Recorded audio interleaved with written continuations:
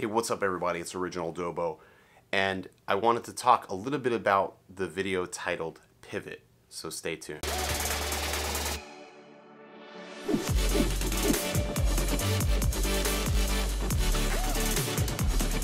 What's up everybody? Welcome back to Phones, Drones, and Tech. I'm Original Dobo. If you're new here, consider hitting that subscribe button at the end of the video. On Wednesday, I put this video out and I titled it Pivot, just sort of very blank and bland, right? And in the description, I talked about how it was my last flight with the P4 Advanced, which is actually in a box right here, getting ready to go to its new owner. So I sort of lied because the Phantom has been boxed up since last Friday. That was actually footage from the Autel Evo. So yeah, so everybody who's like, man, that footage is so much better. Well, it's just me getting a little bit of a chance to get things calibrated correctly and getting a good feel for the drone. And I gotta say, very impressed. And it's sort of cool that people thought that was the P4 Advanced. Let me go ahead and open this up here. So with the Evo footage is all housed with file extensions called Max. You'll see that that was the Evo. So the file extensions are always going to be MAX on the Evo. And then let's see if we can open this one up here.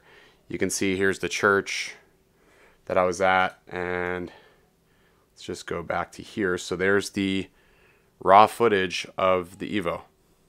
Again, no horizon tilt or anything crazy happening at this point, and it just looks really crisp. I love the field of view. So I'm sorry I sort of had to pull one over on you guys. I didn't mean to really, I didn't want to have to do that, but I was getting a lot of hate, a lot of negative comments on the video, telling me I didn't know what I was doing.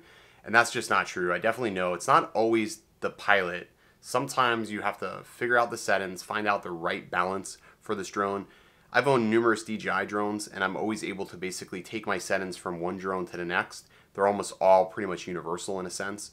But with this, it's definitely different. Out of the box, you're going to have to make changes to suit your environment. Any photographer or videographer who is not shooting in manual, shame on you. You should be. If you are relying on software or a machine to calibrate your environment, shame on you.